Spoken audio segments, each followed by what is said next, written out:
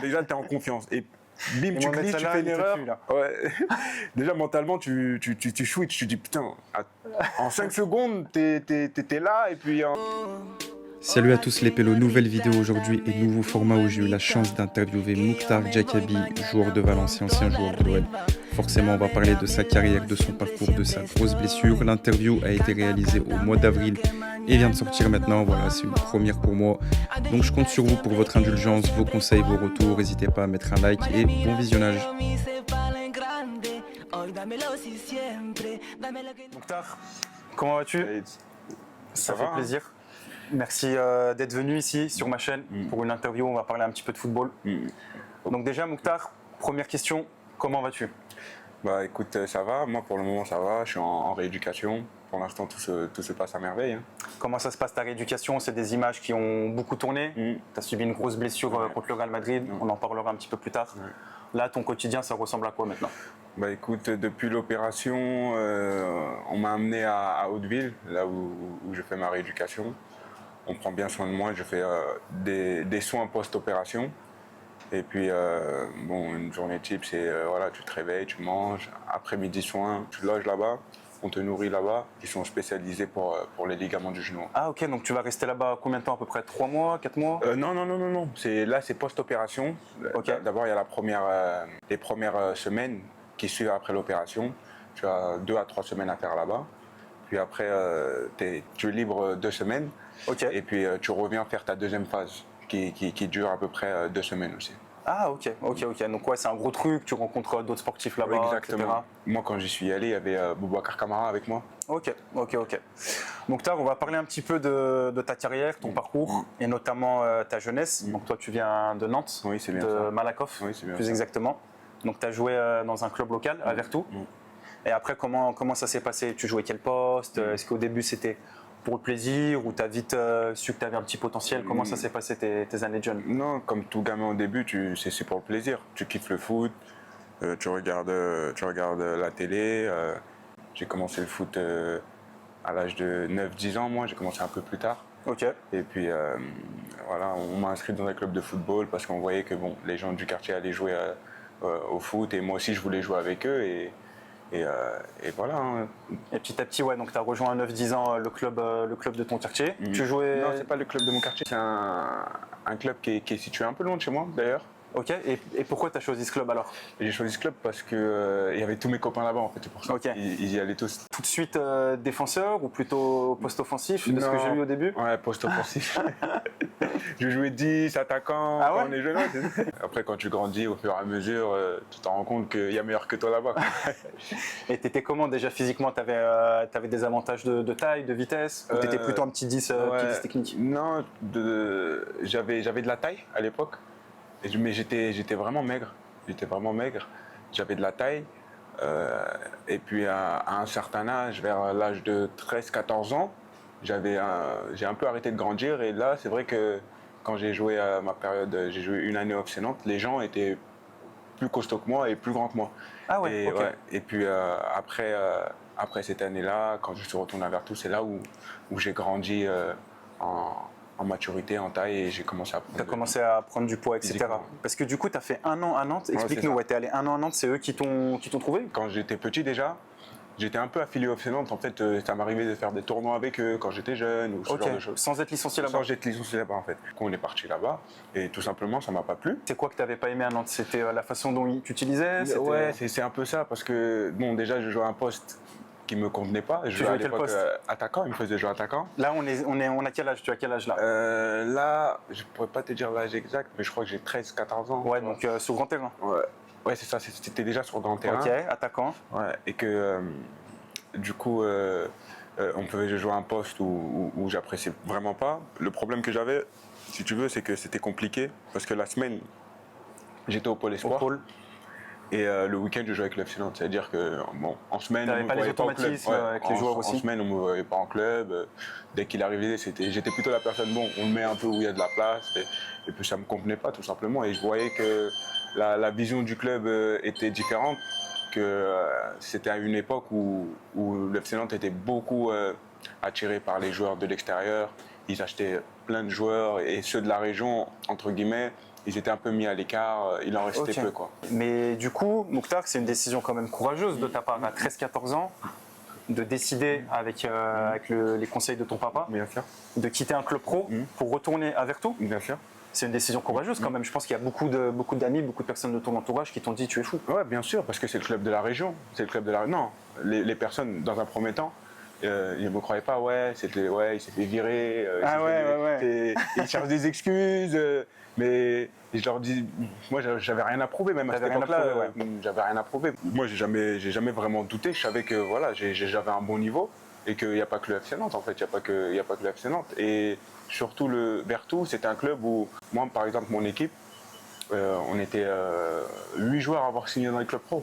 Il y en a qui sont signés à Nice, il y en a qui sont signés à Rennes. Donc bon club formateur. Exactement, Vertou. c'est un bon club formateur. C'est-à-dire que je savais où je mettais un peu les pieds et que je pourrais avoir d'autres opportunités, sachant qu'il y a des clubs comme Angers dans la région, Laval, et la Bretagne, il y a Rennes, Ouais, c'est à il y a 45 minutes, du monde, ouais. Brest, Guingamp, Lorient. Lorient. Il y a beaucoup d'opportunités. Donc c'était une décision bien réfléchie. Après tu reviens à Vertou, tu fais des saisons pleines Ouais, c'est ça. et tu refais des essais dans d'autres clubs Mais c'est ça.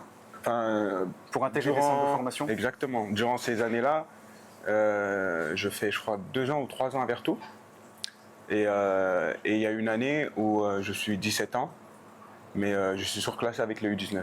Je fais cette année-là, du coup, je vais avec les 95-94, parce que moi je suis de la génération 96. toi. Le coach m'avait fait confiance, du coup, il me faisait jouer tous les matchs et on joue contre de bonnes équipes. On joue contre Bordeaux, dans 19 ans national. Ouais. Donc, tu joues contre des clubs pro, quoi. Tu joues contre Bordeaux. En étant Nantes, surclassé en plus. ouais, Lorient, que des clubs pro, et je faisais des bons matchs. Et les clubs aussi, à cette époque-là, ont décidé de m'appeler pour faire des essais. Je suis allé à Nantes, je suis allé 2 fois. J'allais faire des essais à Rennes. Rennes m'avait appelé, j'ai été à Angers. Et je savais qu'à cette époque-là, bon, j'avais beaucoup. T'avais confiance en toi, J'avais ouais. confiance en moi, je faisais une bonne saison. Tu jouais quel poste? Je jouais milieu de terrain. Le 6. Ouais, c'est ça. Il y avait beaucoup de clubs qui venaient toquer, des clubs comme Bordeaux. Et puis quand tu es jeune comme ça, bon, j'avais confiance en moi. Je savais que bon, ça allait bien se passer cette saison-là et que j'allais signer dans un club pro. Et du coup, t'as fait des essais, ils ont été fructueux ou il y en a que Non, t'as loupé? Il y en a en aucun qui a général, été fructueux? non, aucun. Enfin, Et pourquoi tu fructueux. penses c'est quoi? C'est le stress? C'est peut-être qu'on t'a pas mis dans les meilleures conditions Ouais. là-bas? Non, c'est pas qu'ils ont pas été fructueux. C'est que en général, j'ai été bon. Ouais. J'étais bon.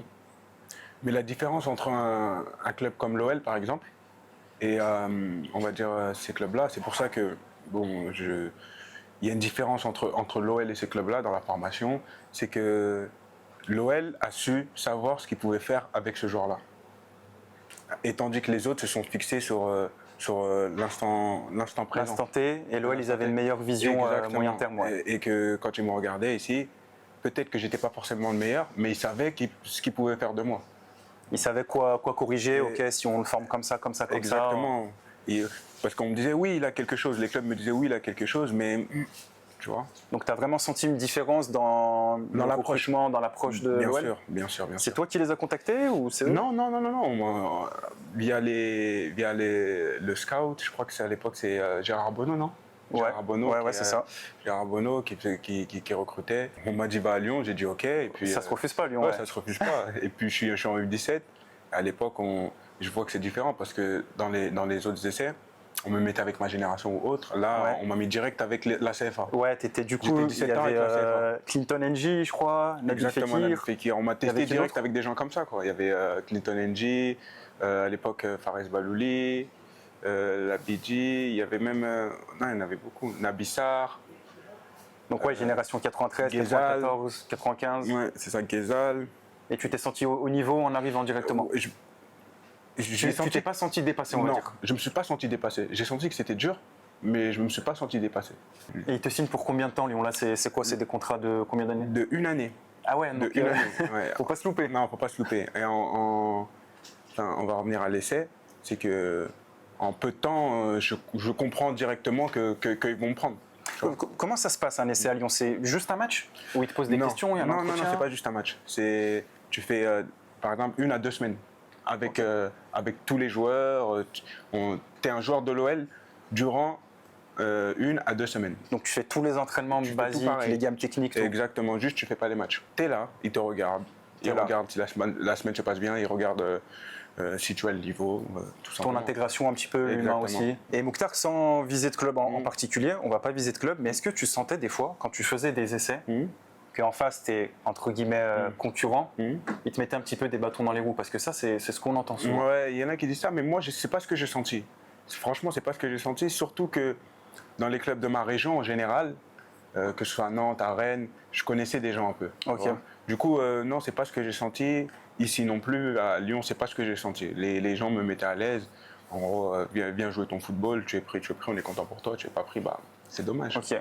Donc tu fais 2 semaines, tu sens que t'es bon. Oui. Et comment ils te donnent la réponse après? Ils te convoquent, ils appellent ouais, ton c'est ça, père? ils me convoquent, et puis ils te l'annoncent que voilà, tout simplement, comme des hommes entre guillemets, parce que dans ce milieu-là, quand tu es petit, en général, les clubs ils disent ouais, on va te rappeler, et puis sans réponse, tu vois.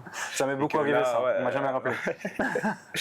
Et puis là, on m'a dit bon, écoute, ça s'est plutôt bien passé, on réfléchit, mais je pense que on va avancer avec toi, tout simplement. Trop bien. Et à ce moment-là, t'as quel âge? Bonne question. Je suis en U17. Je sais que je suis en U17. Je sais pas si j'ai 15 ans, peut-être vers là. Entre 15 et 16 ans. Ouais. Donc là, tu rejoins. Fin d'année. Du coup, tu finis la saison avec les 17 ou tu commences une nouvelle? Ouais, c'est ça. Je suis 19 première année quand je signe à Lyon. Ok. Et là, tu fais seulement une année, je crois, en U19 première année. Ouais, et c'est ça. tu intègres vite l'équipe première. Je fais U19 première année, mais je fais quelques matchs en U19 à mon arrivée. Et puis on m'intègre directement avec la CFA, du coup. On m'intègre directement avec la CFA. J'ai fait 2-3 années en Donc CFA. CFA National 2 maintenant. Exactement, National 2 maintenant. Et du coup, tu fais tes gammes là-bas, on te forme un peu là-bas. C'est formateur, ouais, de jouer si jeune. Bien sûr, c'est très formateur. Physiquement, tu joues avec des adultes, c'est plus le même football. Et puis, par la suite, c'est là où j'ai intégré le groupe pro. Ok, donc là, tu as fait une année U19 CFA, toujours milieu de terrain ou tu avais un petit peu reculé? Non, j'ai reculé. Déjà, quand je suis arrivé, on m'a fait jouer défenseur. Et ça dépendait des coachs. Il y a des coachs qui me faisaient jouer au milieu de terrain. Il y a des coachs qui me mettaient défenseur central. T'avais jamais joué défenseur avant? C'est Lyon qui avait cette vision non, de... si. J'avais déjà joué défenseur central, mais je jouais milieu de terrain généralement. Et après, on arrive à la saison où tu joues tes premières minutes en pro. Oui. Donc là, tout va très vite. Très vite. Comment se passe la préparation estivale de base? Tu l'as fait, je pense, avec les pros comme ça se fait dans tous les clubs. Il manque les internationaux, etc. Tu fais une bonne préparation? Ah ouais, c'est ça. Je fais une bonne préparation. Je fais de bons matchs de préparation, sachant que moi, si vous voulez, j'avais signé pro. J'avais signé un contrat de 3 ans à l'époque, je crois. Ok. Ou 3 ans, non, 5 ans pro, je crois. Ah ouais, 5 ans, ok. 5 Il ans te faisait pro, confiance. Ouais, 5 ans pro. Et puis, en fait, tu signes tôt, mais tu t'entraînes pas avec le groupe pro. Ah, t'avais signé pro, mais tu t'entraînais pas avec eux encore. C'est ce qui se passe aujourd'hui dans les clubs pro. C'est que dans les clubs, pour les conserver, les équipes t'offrent un contrat pro, mais t'intègres pas directement l'équipe pro. C'est plus pour te sécuriser, on va dire. Exactement, pour te former, pour te sécuriser. Et puis moi, j'avais pas eu l'opportunité de reprendre avec les pros parce que j'avais les sélections nationales. Je jouais en équipe de France de jeunes et à chaque fois quand il y avait des préparations, j'ai pas pu assister à ces préparations-là, j'ai pas pu me montrer auprès des entraîneurs. Et c'est-à-dire que je continue les saisons en réserve. Et puis là, j'ai eu l'opportunité d'en faire une. Et puis ça a marché, j'ai fait des matchs concluants, j'ai fait des bons matchs. On devait me prêter à Bourg-en-Bresse et finalement le coach a décidé de me garder. Ok, donc le coach c'était Bruno Genesio à l'époque. Oui, c'est bien ça. Et il te lance dans le bain contre Bordeaux. Oui, c'est ça, contre Bordeaux. Et après tout s'enchaîne très vite. Je crois que quelques semaines après, tu es titulaire en Ligue des Champions. Bien sûr. Contre la Juventus. Oui, c'est ça. Comment tu gères ça, Mouktar? Tu as 18-19 ans à l'époque. Tu viens de signer un contrat pro, tu enchaînes les titularisations en Ligue 1, tu joues contre la Juventus. Comment tu fais pour garder la tête sur les épaules? Au début, tu réalises pas, tout simplement. Au début, tu réalises pas, jusqu'à que, voilà. Déjà, le premier match, on avait perdu ce match-là, mais j'avais effectué un bon match. Tu avais failli marquer? Oui, j'avais failli marquer, je me rappelle. Et puis, par la suite, il y a 3 matchs qui suivent où le coach m'avait enlevé. Et qu'on joue contre la Juventus. Et mon deuxième match en pro, il me met titulaire. Et alors, tu n'avais pas joué les 3 matchs d'avant? Non. Et puis, entendre résonner la musique de la Ligue des Champions, tout ça, tu te dis, ah ouais, c'est une dinguerie. Tu vois des Buffon, tu te dis, ah ouais, des Dani Alves, tu te dis, ah ouais, je suis où là, tu vois. Et ton deuxième match en pro, c'est en Ligue des Champions? Ouais, c'est en Ligue des Champions, c'est ça. Ouais, ça c'est unique, je pense. Ouais, et c'est ça. Et franchement, t'es assez content. Je provoque un penalty, je me rappelle. Je provoque un penalty. Tu après, provoques malheureusement, offensivement ou défensivement? offensivement. Ah, Et après, Lacazette, Alexandre, il le loupe. Ouais, il le loupe. Et on perd 1-0 sur ce match-là, je crois. Mais, Ouais, 1-0, ouais. Mais en général, donc tu avais fait un bon match. Comment il te l'annonce, Bruno Genesio? C'est quoi? C'est pendant la causerie ou tu le sais un petit peu avant, bon, il toque à ta porte? Comment ça se passe? non. Là, je sentais que voilà, il était chaud sur moi pendant la semaine. Je me demandais pourquoi. Il disait c'est bien, Mouktar, c'est bien. Non, plus Non. dans le. Il me motivait, il me mettait un peu, tu vois. Il essayait de il me mettait la T'avais chaud. senti une différence par J'avais rapport senti aux une semaines. différence et je comprenais pas pourquoi. Et puis après, quand j'ai vu mon nom, j'étais content. J'étais content, mais à la fois surpris parce que je me suis dit, je sais pas, il va pas me mettre un Parce que deuxième ton match, nom, un match de justement, Ligue des Champions. Tu l'as vu où? C'est quoi? C'était affiché dans les vestiaires? Comment t'as appris que tu jouais contre la Juve? À quel moment? Les causeries, elles sont faites avant, elles sont faites à l'hôtel. Et du coup, tu l'apprends à l'hôtel, tu vois ton nom à l'hôtel, tu dis, ouais. quand même, tu vois. Du coup, t'as le trajet déjà pour réaliser, le trajet jusqu'au stade, tout ça. Après, tu te prépares et tu Donc joues. c'est à H-3 quoi. Ouais, exactement. Tu as le temps pendant le trajet de prévenir tes parents? Ouais, t'as le temps de prévenir, envoyer un petit message, parce qu'après, on va directement au stade. Ok. T'as le temps d'envoyer un petit message ou un truc comme ça, tu vois. Donc c'est bien, t'as pas le temps de te faire trop le match dans la tête, de cogiter, c'est bien. T'as pas le temps de cogiter, t'as pas le temps de te mettre une pression en plus ou quoi que ce soit, tu vois. Et c'est quoi, Mouktar, du coup, la grosse différence, on va dire, entre le très haut niveau, la Ligue des Champions? Est-ce que tu avais connu un petit peu avant? Ça va plus vite, c'est plus physique, ou faut être plus concentré, c'est plus tactique? C'est quoi qui t'a marqué directement? Moi, ce qui m'a marqué, c'est que à la moindre erreur, ça peut être but. T'es dans le monde pro, t'as des joueurs de classe mondiale. C'est qu'une erreur, ça pardonne pas, en fait. Et que tu vois la différence. Ça veut dire que tu dois mettre ton taux de concentration, il doit être élevé. Il doit être élevé parce que tu as de bons joueurs en face de toi. Tu as l'élite du football. Ouais, tu avais Higuaín Dybala, toi, je crois. Ouais, c'est ça. Higuaín Dybala à l'époque. Ou Mandzukic, je crois aussi. Il était là à l'époque. Et puis, tu as l'élite du football et que tu sais que voilà, tu dois bien défendre, tu dois bien relancer, tu dois bien te placer.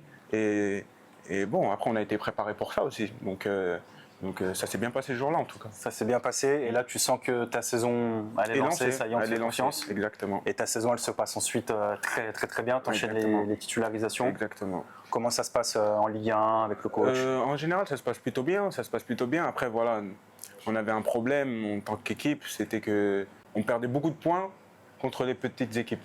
Ouais, c'était le Lion de Genesio ça, ouais. Exactement. Et contre les grandes équipes, que ce soit les Monaco, Marseille, contre le PSG, on était toujours présents.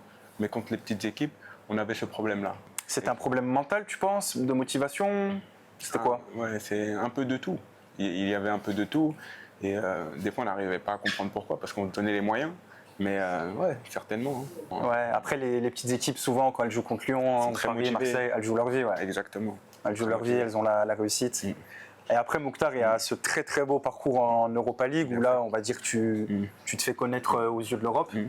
Donc c'est un parcours au Lyon cette année et tu l'as déjà dit en interview, aurait pu gagner l'Europa League. Bien sûr. T'as dévoré encore. C'était quoi l'équipe type de Lyon? Il y avait Valbuena, Fekir, Lacazette. Exactement, Valbuena, Fekir, Lacazette, Gonalon, Touzard, je crois, Lucas Touzard. Je crois qu'il y avait Raphaël ou Jalais. À gauche, il y avait Morel. Et dans l'axe, je jouais avec Mamana, je crois. Et après, bon, il y avait, je ne me rappelle plus de la compo exacte, mais il y avait Jordan Ferry aussi. Il y avait Kezal. On avait beaucoup de joueurs cette année-là. Il y avait Memphis, mais il pouvait pas. Il y avait Corentin, excuse-moi, il y avait Corentin Tolisso. Memphis, il avait joué avec Manchester l'Europa League. Donc il pouvait pas jouer le championnat. Ok. Donc ouais, une belle équipe. On avait une très belle équipe. Pour moi, c'est la meilleure équipe qu'il y a eu de ces dernières années. C'est mon avis. Ouais.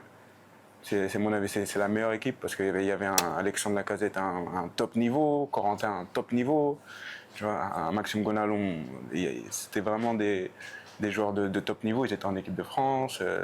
Bon voilà, après on a vu, ils sont partis dans de grands clubs et que cette année-là, je pense que on aurait pu faire quelque chose. Ouais, parce que si on retrace un petit peu le parcours, il y a vous êtes reversé de la Ligue des Champions. Exactement. Finissez derrière la Juventus et Séville. Après, il y a cette double confrontation contre l'AS Roma. Ouais. où tu mets un doublé. Ouais, je mets un but à l'aller et un but au retour. Ah, un but à l'aller, un but au retour. Ouais, Donc, tu marques 2 fois contre l'AS Roma. Ouais. Là, c'était une période où tu marquais beaucoup. Ouais. Explique-nous un petit peu la sensation, notamment ce match au Parc OL là, contre l'AS Roma. Ouais, c'est vrai que au Parc OL, dans un premier temps, je mets le premier but. Et je me rappelle, le but qui marque, je glisse et il remarque. Avec Mohamed Salah qui remarque. Et donc, tu marques, toi avant, tu Ouais, c'est ça. Après, tout bascule, tu vois. Tu dis, ah ouais, concentration. Après, tu vois la performance de l'équipe. On a fait un vrai match à domicile. Ouais, vous êtes mené 2-1, ça revient de 2, 4-2. Et après, il y a le but d'Alexandre, quoi. Ouais, où il fait le général. Ouais, le général. Donc 4-2, et au match retour, donc il y a eu combien au match retour 2-1, je on crois, gagne, et tu marques. Exactement. Je me rappelle sur un centre de Mathieu, Valbuena. Et je mets la tête et but. C'était à une époque où c'est vrai, je marquais beaucoup. Tu marquais beaucoup, hein. Ouais, je marquais c'est beaucoup. ton passé d'attaquant qui t'a servi ou C'est que j'étais un bon joueur de tête. Je suis toujours encore un bon joueur de tête, mais c'est vrai qu'on avait des vrais tireurs. On avait des vrais tireurs de coups francs et de corner. Valbuena, Fekir. Exactement, ça te facilitait beaucoup. Nabil, combien de fois il m'a fait marquer, même Valbuena. J'étais tout le temps dangereux sur coup de pied arrêté. C'était des combinaisons travaillées Pas forcément. Toi, tu te mettais dans une zone. D'aller à peu près dans une zone et je recherchais le ballon et puis voilà, tu vois. Et comme j'ai une taille aussi qui me favorise, c'était on va dire un peu plus facile. Valbuena, je le trouvais très très fort à Lyon. C'était comment? Tu le trouvais comment toi aux entraînements, en match? Franchement, c'est l'un des joueurs les plus techniques que j'ai vu, moi, dans le foot. Les gens ne réalisent pas, mais dans le contrôle passe, dans mettre le ballon au bon moment, franchement, c'est l'un des joueurs qui m'a impressionné le plus. De toute façon, quand tu vois la carrière qu'il a en équipe de France, à un moment, Valbuena portait l'équipe de France. Ouais. Valbuena portait l'équipe de France, ça on l'a oublié. Et puis ça a été, en le voyant jouer ici, franchement, j'ai été impressionné. Et physiquement, il tient, quoi. Tu vois, il est comme ça. C'est pas facile de lui prendre le ballon, ouais. C'est pas facile de lui prendre le ballon du tout. C'est quelqu'un de très intelligent et humainement aussi, il était gentil. Ouais, il était gentil, Ouais, c'était pas facile pour lui. Ouais, pourtant c'était pas facile dans un climat compliqué, mais c'est quelqu'un qui, je vais pas dire qu'il s'en fout, mais voilà, qui va faire en sorte de retourner l'opinion publique et ça a plutôt bien marché à l'Olympique Lyonnais. Tu t'inspirais entre guillemets de qui toi à Lyon? De Valbuena, de Fekir, de Memphis? D'un point de vue professionnel, il y avait des joueurs dont tu t'inspirais? Moi à l'époque j'aimais beaucoup la mentalité de Nabil, parce que c'était, voilà, c'est un peu, on vient un peu du même milieu, du quartier populaire, tout ça, et la mentalité qu'il avait de vouloir réussir et les échecs qu'il a pu avoir et tout ce genre de choses. Et j'aimais bien la mentalité. Même dans le travail, par exemple, Corentin travaillait beaucoup. C'est des joueurs que tu vois au quotidien qui travaillent, qui vont en salle. Tu vois même des joueurs comme Jordan Ferry. À l'époque, il y avait Mapou aussi. Tu vois des joueurs qui travaillent beaucoup. Maxime Gonalon, qui sont humbles. Qui sont et ça, quand on touche pas le milieu pro, on s'en rend pas compte en fait. On s'en rend pas compte. On s'en rend pas compte. C'est une fois que tu arrives, tu dis ah ouais, être footballeur, ça bosse vraiment. Ça demande beaucoup, ça bosse vraiment. Et après, il y a ce quart de finale contre Beşiktaş. Là, vous avez vécu aussi des sacrées émotions, je pense. Bien sûr. Il y a le match aller où il y a des problèmes dans le stade. Après le match retour, l'enfer en Turquie. Explique-nous un petit peu. Déjà, le parcours, le match à l'aller, on a commencé en retard. On a commencé, je crois, 1 heure après, c'est ça? Ouais. Là, s'il était allé en tribune et tout. Le match, il était... Bon, il y avait beaucoup de Turcs. On est rentré sur le terrain, on s'est cru en Turquie. Vous êtes fait siffler. On s'est fait siffler. Waouh, ah ouais, quand même. Ils ont une forte communauté, les Turcs. Et puis, c'était un match... ils avaient de bons joueurs. Ils avaient Talisca, là. Ouais. Talisca, c'était un bon joueur. Il avait une très belle frappe. Et Talisca, Babel, ils avaient de Babel, exactement. Ils avaient de bons joueurs, ils avaient une bonne équipe. Ils avaient Marcelo? Exactement. Marcelo le Brésilien, Exactement, il était là-bas. Et ils avaient une bonne équipe, belle équipe. Et on a fait un bon match à l'aller. Je ne me rappelle même plus du résultat. Tu vois. De mémoire, Morel, il marque à la fin, il presse le goal. Exactement. Je ne sais pas si ça fait 1-0 ou 2-1. Ça fait 2-1, on me dit dans l'oreille. Ça fait 2-1, je crois. C'est ça. Ouais. Ça fait 2-1. Et puis le plus fou, c'est le match retour, je crois. Le plus fou, c'est le match retour, la séance de tir au but. T'avais tiré, toi? Ouais, j'ai tiré. T'as marqué? J'ai tiré, ouais, j'ai marqué. Je me rappelle que je voulais tirer dans les 5, mais On te met pas dans les 5? ouais, on ne pouvait pas trop me mettre dans les 5, tu vois. Je voyais dans leur regard qu'ils n'avaient pas trop confiance. Qui décide? C'est le coach à ce moment-là? Ouais, C'est le les capitaine? coachs, les capitaines. Après, bon, Ça voulait pas te mettre dans les 5? Non, ça voulait pas me mettre dans les 5, mais c'est normal. Quand tu vois les joueurs qu'il y avait, Il y avait des bons tireurs il y avait avant des bons toi. tireurs de pénalty avant moi. Mais je voulais tirer. Et du coup, puis, j'ai pu tirer. tu tires en 6e, 7e? Un truc comme ça, ouais. C'est plus dur hein, de Ouais, tirer à ce moment-là que... Mais à l'époque, ouais, j'avais confiance parce que déjà, je voulais absolument tirer dans les 5. Et j'avais confiance et puis j'ai tiré, j'ai marqué mon penalty. Mais le bruit, c'était incroyable. L'ambiance, elle était C'est incroyable. la plus grosse ambiance que j'ai t'as connue? connue, que c'est l'une des plus grosses ambiances que j'ai connues. Le bruit que ça faisait, c'était incroyable. C'est quoi, vous n'arrivez pas à vous entendre sur le terrain? Ouais, c'est que ça résonne, ça... Je crois que les Turcs, ils ont une voix qui porte, mais je sais pas, mais c'était hallucinant. Non, franchement, respect. Et après, il y a deux types de joueurs. Là. Soit il y en a que ça motive, l'adrénaline, Exactement. soit il y en a que ça tétanise. Non. Tu te mets dans quelle catégorie, toi? Non, moi, je kiffe ça. Ouais. Moi, je kiffe. Quand les gens sont contre toi, quand il y a de l'hostilité, ça m'anime de fou. Maintenant, c'est surtout maintenant, mais ça m'anime de fou. Et c'est comment les ambiances en Espagne? On en reviendra après, mais c'est moins chaud qu'en France, en Europe? C'est différent. C'est totalement différent. C'est-à-dire que quand il y a une ambiance chaude, c'est tout un stade qui va se... C'est pas C'est pas un cop, c'est tout pas un un stade. stade, c'est tout un stade, tu vois. Il y a une en atmosphère, Espagne, en il y a une fait. atmosphère, il y a un truc. Ouais, exactement. Et que c'est pareil pour les clubs, par exemple comme nous, Valence, quand on va jouer la Ligue des Champions, ce genre de choses. C'est une atmosphère, mais c'est tout le stade, tu vois. C'est Mestalia, ouais. fou, tu vois. Et après, Mouktar, ce parcours en Europa League se finit contre l'Ajax. Ouais, c'est ça.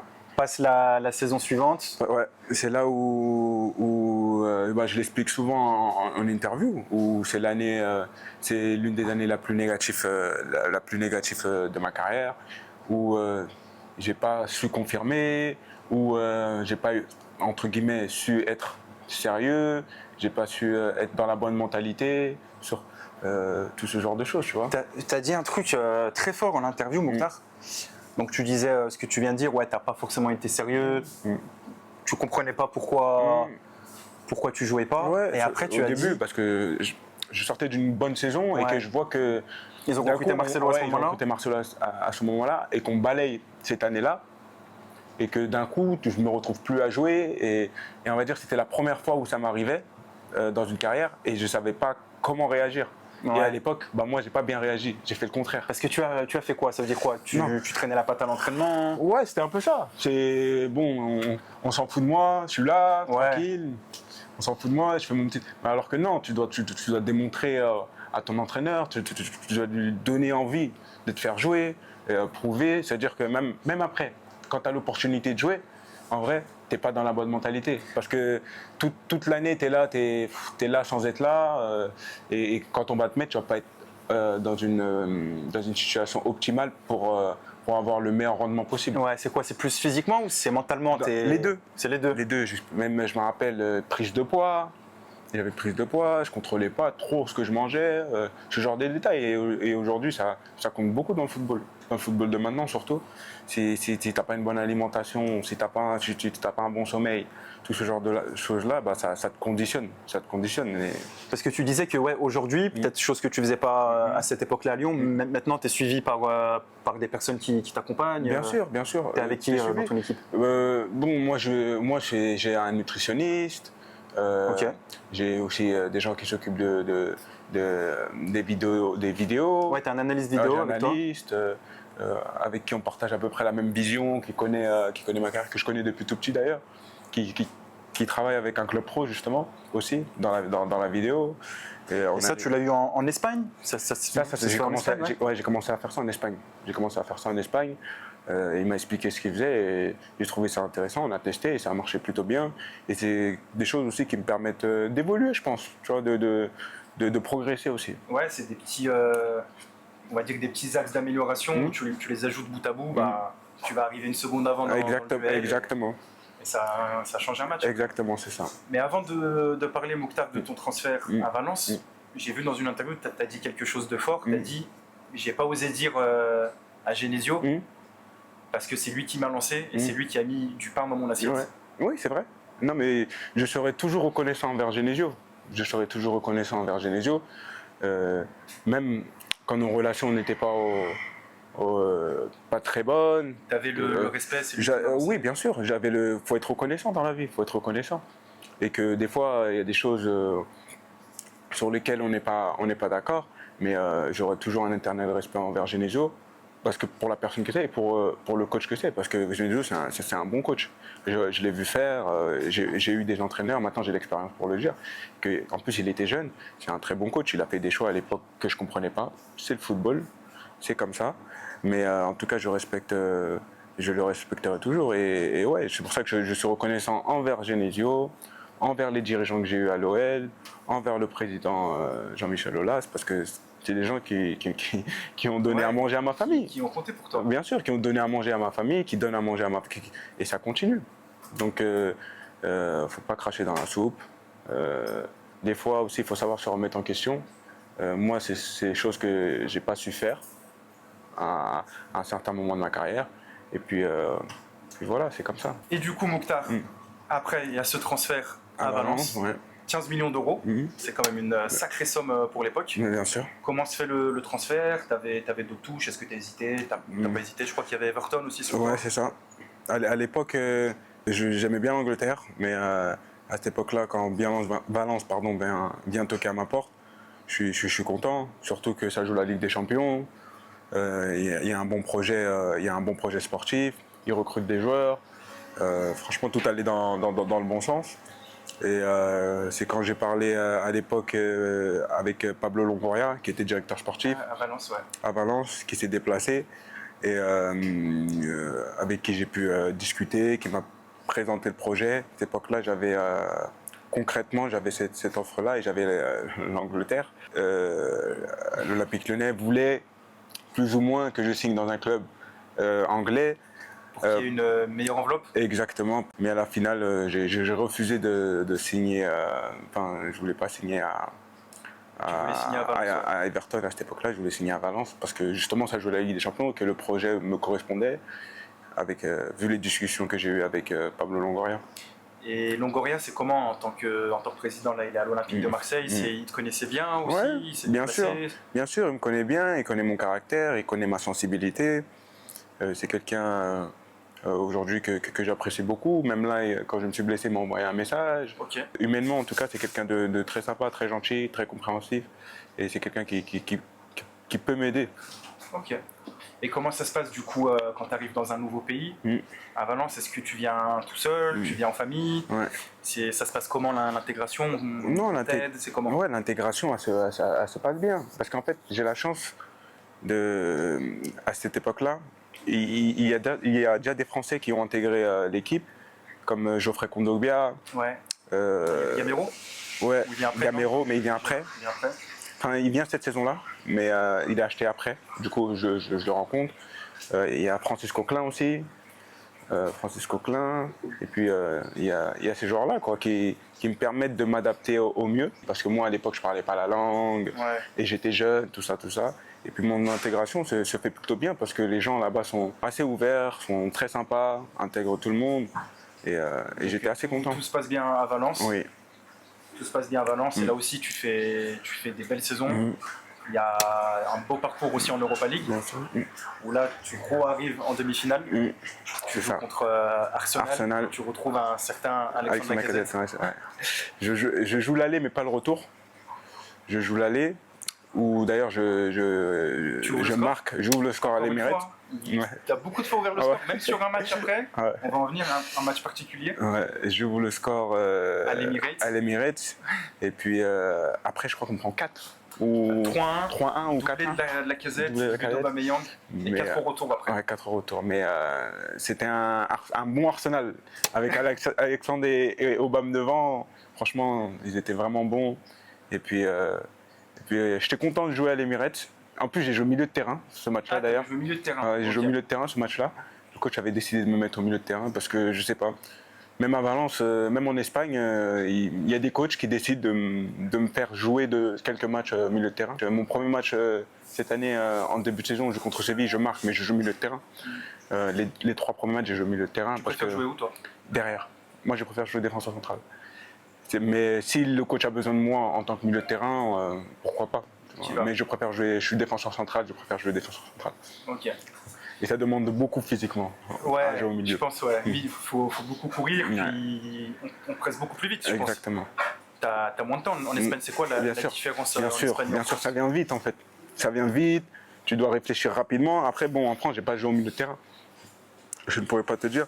Mais après, ça a tellement changé, surtout la Ligue 1, ça a tellement changé. Moi, ça fait 6 ans que je suis en Espagne. Ce serait difficile de juger les deux. Ouais. C'est dur de comparer. Mais en tout cas, quand j'y suis arrivé, oui, il y avait des différences. Tu vois. Aux entraînements, il y avait des différences. C'est vrai qu'on s'entraîne un peu moins en France. Beaucoup moins. Bah, c'était la méthode de Marcelino. Marcelino, entraîneur qui était entraîneur à Valence, maintenant qui est entraîneur à Villarreal. Ouais, qui a fait une petite pige à Marseille. Ouais, exactement.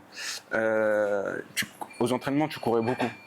Tu courais beaucoup. Et moi, les premiers entraînements, c'est vrai que les 3 premières semaines, j'ai galéré physiquement. Pourtant, je m'étais préparé. Et j'ai galéré physiquement. En Espagne, on fait beaucoup avec ballon, mais c'est physique. Ça va vite. Ouais, c'est quoi? C'est beaucoup de 2 contre 2, par exemple, avec ballon. Comment tu travailles physiquement avec Non, ouais, ça peut arriver de faire des 1 contre 1, tout ce genre de choses, mais tout est avec intensité. En fait, ce qu'il demandait, c'est tout avec intensité. Et au début, c'est avec ça où j'ai eu du mal à m'accrocher. Et après, mais au bout de 2-3 semaines, je commence à prendre le rythme et petit à petit, tu es dans le rythme. Et en France, c'est un peu comme ça, c'est un peu plus léger. Moi, de ce que j'ai connu, c'était un peu plus léger. C'était différent. C'est une manière différente de travailler. Mais c'est vrai qu'au niveau des entraînements, en tout cas, à Valence, on travaillait beaucoup plus qu'à Lyon. Avec tous les coachs qui ont suivi après, pas seulement avec Marcelino. Pas seulement avec Marcelino, plus avec Marcelino. Mais non, j'ai eu des coachs qui travaillaient énormément. Gattuso, il travaillait énormément. Ouais. Bordalas, je t'en parle même pas, tu fais des 2 heures de séance. Il y a des entraîneurs avec qui tu travailles plus que d'autres, mais en général, ouais, tu travailles bien quand même. Tu travailles bien. Et avec Valence, tu gagnes ton premier trophée. Ouais, c'est ça. La Coupe du Roi. Oui, c'est ça. Donc là, un match particulier, on va bien prendre le temps d'en parler. Ouais. Je sais que c'est contre le Barça. Oui, c'est ça. Le grand Barça de Messi. C'est pas le Barça de Guardiola, mais bien sûr, c'est un bon Barça. C'est sûr que ça reste un bon Barça. Le Barça, c'est le Barça, quoi. Le Barça de Messi, c'est le Barça de Messi. Et comment vous préparez cette finale? Alors, toi, tu as l'opportunité de gagner ton premier trophée. Comment le coach? Exactement. Le coach, franchement, l'aborde très bien. Dans un premier temps, Marcelino. C'est Marcelino encore. Marcelino voulait gagner son premier trophée. Et du coup, ce qu'il fait, c'est que avant la finale, nous, on ne va pas juste la veille du match. Nous, on se prépare là-bas. Ok, comme pour le match. C'est comme un stage. Ok. On fait un stage pour une finale. Parce que c'était où? C'était en terrain? C'était exactement, sur un terrain neutre du Betis Séville, c'est ça. Il a préparé sa finale comme ça, pour que tout le monde soit conditionné, pour que tout le monde soit dans la mentalité. Et puis, arrivé là-bas, on avait un plan clair. Et bon, on le faisait souvent durant l'année. On n'était pas focalisé sur un joueur. Nous, on n'est jamais... En général, même en Espagne, ils ne sont pas focalisés sur Messi, par exemple, quand ils vont jouer contre Messi. Ou sur Neymar. Ils vont défendre en équipe. Et c'est ce qu'on a fait. Et avec ballon, leur faire mal en contre. Parce qu'on était une équipe qui courait beaucoup. Et en contre, on faisait très mal. Il y avait Guedes qui courait vite, Gamero qui courait très vite, Rodrigo Moreno qui courait vite. Et on avait des bons joueurs de ballon au milieu de terrain aussi. Il y avait Coquelin, Parejo, Daniel Parejo et Kondogbia. Et du coup, on avait très bien préparé le match. Et je crois qu'on leur met 2-0, je crois. 2-0 en première mi-temps, on était très motivés. En fait, on avait faim. On avait cette faim-là qu'on avait faim. Ils n'avaient pas peut-être en face? Qu'ils n'avaient pas peut-être en face. Où les choses étaient assez compliquées. Tu rentres en cours de jeu. Et c'est ça, je rentre en cours de jeu. Je rentre en deuxième mi-temps. Et puis, voilà, tu regardes pour... Il y a un score à tenir. Exactement. Moi, c'est ma première finale. Je rentre en cours de jeu. On te dit de garder un score. Ton attention, tu dois être concentré à 100%, tu vois. Tu dois être concentré à 100%. Tu fais tout pour que le Barça ne marque pas. Parce que quand tu te mets une pression, je peux te dire que... Voilà. C'est quoi, ça tourne? Ouais, c'est ça, en fait. Toi, tu défends et ils tournent, quoi. Ils essayent de mettre ce but-là. Et à la finale, ils n'y arrivent pas, quoi. Mais ça dure longtemps. Le temps, il était long. Le temps, il était très long. En peu de temps, tu as l'impression que tu joues beaucoup de temps alors que tu n'as pas joué beaucoup. Tu vois. Et puis tu essayes de garder un score et après tu réalises que voilà, ta première année, tu arrives à Valence, tu joues énormément de matchs, tu joues l'Europe, tu joues avec des champions et que tu gagnes un titre aussi par la suite. C'était Bah, la première année, ouais. Exactement. Bah, franchement, j'étais content, j'étais satisfait, tu étais heureux. Et gagner un titre, tu rends une ville toute heureuse, tu vois. C'était comment le retour du coup dans la ville à Valence? Incroyable, incroyable. Enfin, pour les Espagnols, le foot, pour eux, c'est une religion. Et leur apporter cette joie-là, mais limite, tu sors de l'avion, t'atterris, tu vois les gens, quoi. Tu vois une foule. Ah ouais. Tu vois une foule, ils t'attendent. Ils t'attendent à l'aéroport. Toute la ville est contente. Et Valence, c'est la 3e ville d'Espagne. Après, bon, tu fais le tour un peu de la ville, tout ça, pour rencontrer les gens. Mais il y a énormément de gens. Les gens étaient tellement fiers. Et après, ils ont passé des vacances tranquilles. Et non, ils sont tellement contents. Et Valence, reconnaissant. Exactement. Et Valence, c'est un club qui a gagné beaucoup de titres. Et ça faisait longtemps. C'était dans les années 2000. Dans les années 2000, ouais. Dans les années 2000. Championnat dans les années 2000. Exactement. À l'époque, Mendieta. Ouais, exactement. Et donc là, ouais, c'était une fête pour le club. C'était une fête. Ils étaient très contents. Et après, comment ça se passe? Tu pars en vacances? Ouais, c'est ça. Toi, l'idée, c'est la saison suivante. Tu sens que tu es installé ou au contraire que ça t'a motivé? Exactement. Je joue beaucoup de matchs, mais je ne suis pas la personne installée. C'est que ma première saison, il y a des joueurs qui sont là depuis 3-4 ans et que je sais que je dois passer un cap. Et puis là, c'est là où on va dire tout bascule. C'est quand Marcelino décide de partir, le coach. Pablo Longoria décide de partir. Et Matteo Alemany, qui est directeur général du Barça, décide de partir aussi. Ok, donc c'est eux qui t'ont fait venir au club? Exactement. Ils partent. Bon, tu te dis où on va, tout ça.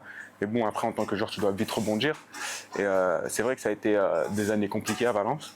Il y a eu un moment de flottement. Et cette année-là, elle a été... Tu as failli partir, ouais? Ouais. Il y a des moments où j'ai failli partir, mais j'ai pas eu aussi d'opportunités concrètes. Je voulais pas partir pour partir. Ouais. Comme franchement j'aimais le club, je m'y plaisais bien, ma famille s'y plaît bien. Je voulais montrer aussi que je pouvais m'installer à long terme et faire de bonnes choses ici à Valence. Et après tu continues, donc t'enchaînes, là ça fait 6 ans que tu es à Valence, il y a ces années Covid. Où tu affrontes 2 fois le Barça. Oui, c'est ça. Où Messi est encore là. Tu marques contre le Barça? Oui, au Camp Nou. Au Camp Nou. Ouais. C'est le stade était vide à ce moment-là? Ouais, le stade était vide. Explique-nous alors, vas-y, explique-nous ton but, explique-nous comment ça se passe. Franchement, on avait préparé ça à l'entraînement. À l'époque, on avait un entraîneur qui s'appelle Ravi Gracia, qui préparait énormément les coups de pied arrêtés, justement. Et c'était sa spécialité. On marquait beaucoup sur le coup de pied arrêté. Et il nous avait dit, bon, on va faire une combinaison, ça va se passer comme ça, on va faire ça. Vous allez voir que lui ne va pas suivre lui, qu'il avait des problèmes sur les coups de pied arrêtés, et tu vas te retrouver tout seul. En gros, si Carlos Soler met dans la bonne zone, il y aura du danger. Et c'est ce qui s'est passé. J'ai marqué ce but-là. Après, malheureusement, on a fait 2-2, je crois. Ouais, 2-2. Messi marque, mais il loupe un penalty. Ouais. Exactement. Et Messi, c'est comment de défendre sur lui? Je pense qu'on t'a posé la question. Ouais, maintes fois, les deux. Ouais. C'est compliqué, hein. Messi, quand. Même des fois, tu vas être sur le terrain, tu vas le regarder quand même, tu vois. Je te dis, Messi, c'est Messi. Et sur le terrain, mais ouais, tu dis, pas déconnecté, mais de temps en temps, tu veux dire, ah ouais, il y a Messi quand même, tu vois. Messi, c'est Messi. Et non, défendre sur Messi, c'est quelque chose d'incroyable. C'est le meilleur joueur que j'ai affronté, oui, bien sûr. Surtout quand tu vois les déplacements, les passes, non, surtout quand il décide d'accélérer, c'est quelque chose. Ça va très vite. Ouais. Ça va très vite. Il y a d'autres joueurs qui t'ont marqué en Liga? En Liga? Ouais. Franchement, mais. Ou ailleurs, hein, même en Ligue. Ouais, bien sûr. Ouais, Cristiano, c'est impressionnant. Tu l'as affronté avec Valence en Ligue des Champions, contre la Juventus. Il était avec la Juventus. On faisait un très bon match à la Juve, 0-0. Et lui, il n'était pas trop dedans, quoi, il n'y arrivait pas. Mais en une action, il a débloqué le match. Il a mis passement de jambe, éliminé un joueur, passe en retrait, but. Tu vois, et là, c'est là où tu vois les grands joueurs. Des fois, ils n'ont pas forcément besoin d'être là, d'être performants, mais quand il décide, voilà, quand en une action, il peut te débloquer un match, quoi. Moi, je connaissais pas de championnat espagnol mais il y a beaucoup de bons joueurs. Il y a énormément de bons joueurs en Espagne. Les attaquants, la plupart des attaquants sont bons. Tu as des Iñaki Williams à Bilbao. Ouais. Quand tu arrives là-bas, tu le connais pas. Tu dis wow, tu vois, sur le terrain, il va vite. Tu as des Oyarzabal à Real Sociedad. Tu as des, je sais pas moi, Isaac par exemple, qui est à Newcastle. Il y a vraiment des bons joueurs. Il y a vraiment des bons joueurs. Ça t'a surpris, ça, ouais, en arrivant? Bien sûr, il y a plein de joueurs que je connais pas qui ont un très bon niveau et qui sont connus. Hein. C'est juste que moi je connaissais pas. Ouais, parce qu'en France, voilà, la Liga, on suit les grosses équipes. Ouais, exactement. On suit les grosses équipes comme un petit peu en Espagne. Ils ont quelle vision de la France? Ils suivent les grosses équipes? La plupart, ils suivent Marseille, Lyon. Ils regardent pas trop les matchs. Ils regardent pas du tout même. Moi. Ils regardent pas trop les matchs. Mais ils suivent les résultats parce que les grosses, les journaux, pardon. Ouais. Les journaux, Ça ils mettent les résultats quoi. Ça parle de Paris, non même de Marseille, ils mettent les résultats en général. De Lyon aussi? De Lyon, de tout le monde. Tu suis encore un petit peu Lyon? Toujours. Tous les matchs? Moi, je suis fan de Lyon. Ouais, tous les matchs. Non, par exemple, en général, tous les matchs. Là, ils vont jouer ce soir aussi contre Reims ici. Ouais. Je voulais y aller, mais avec ma jambe, j'ai décidé de ne pas y aller. T'es un passionné de foot, toi, parce que tout à l'heure, tu as dit un truc, mon Mouktar, que j'ai gardé en tête. Tu étais allé voir des matchs de Ligue des Champions au Bernabeu. C'est ça. Manchester City contre Real Madrid. C'est ça. C'est quoi Chelsea. T'es un passionné de ouais, mais après, bon, c'est des matchs quand même exceptionnels, de haut niveau. Et moi, comme j'ai la chance d'avoir un ami, là, Ferland Mendy, avec qui j'ai joué, qui joue, et comme je suis pas très loin, moi je suis à 1h30 en train de Valence.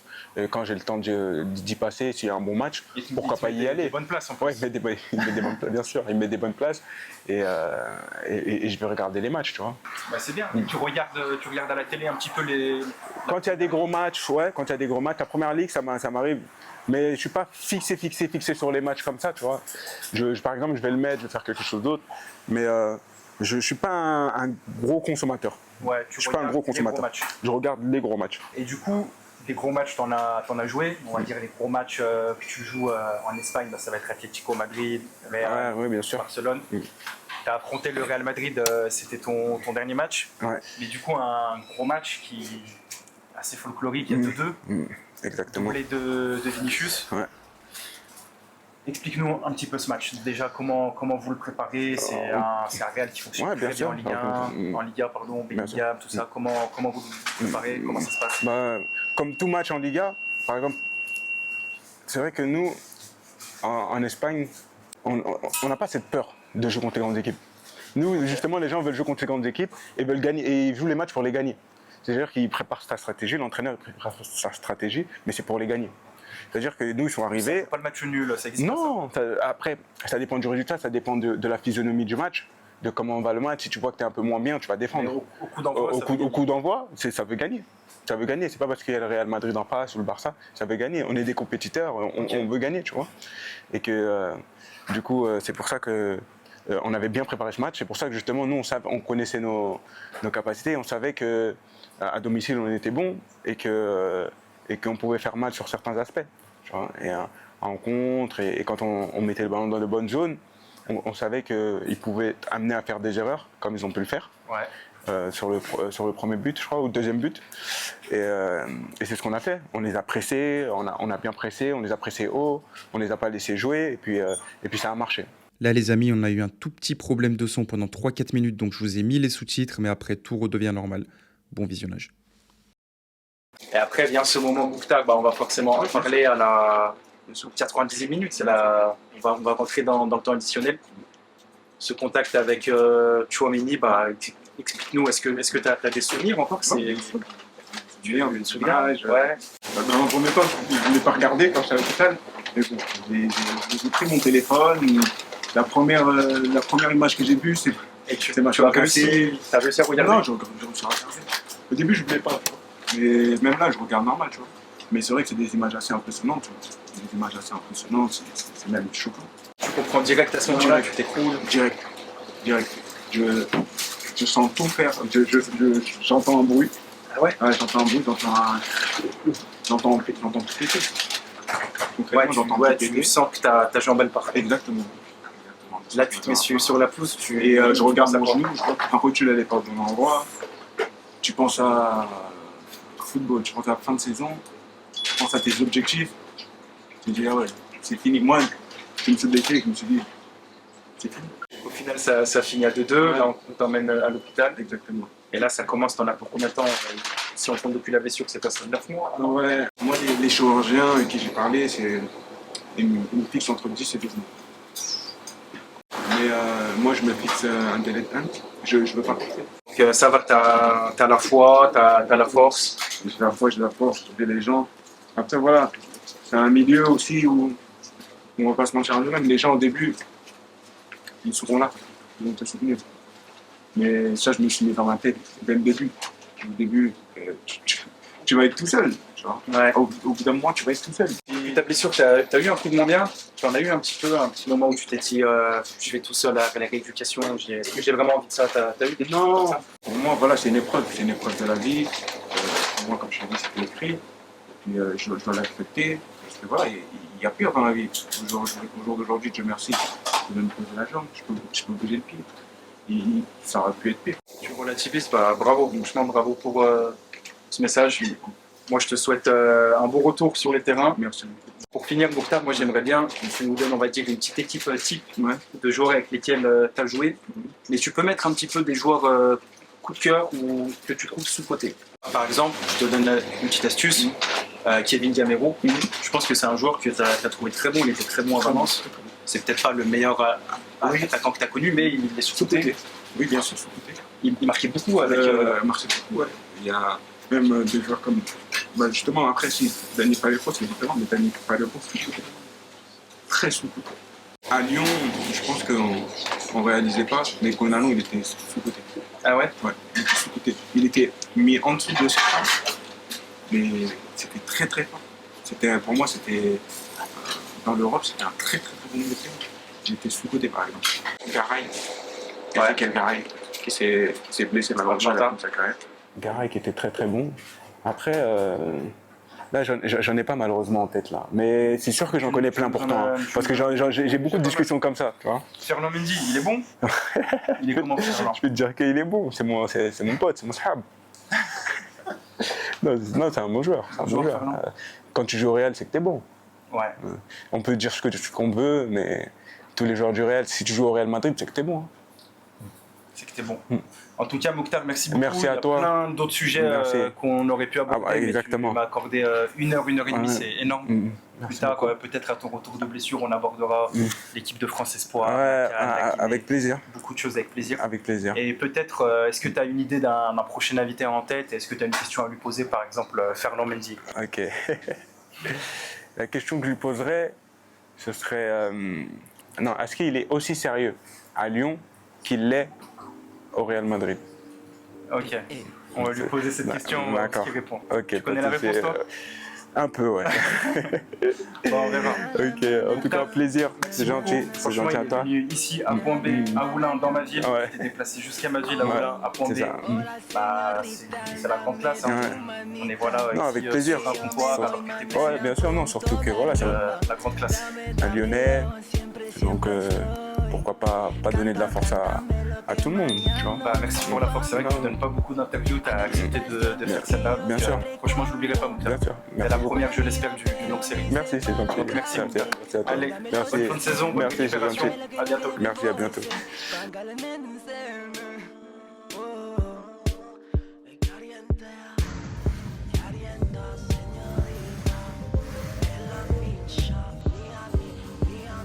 Áspero, que irmão. Quem entende?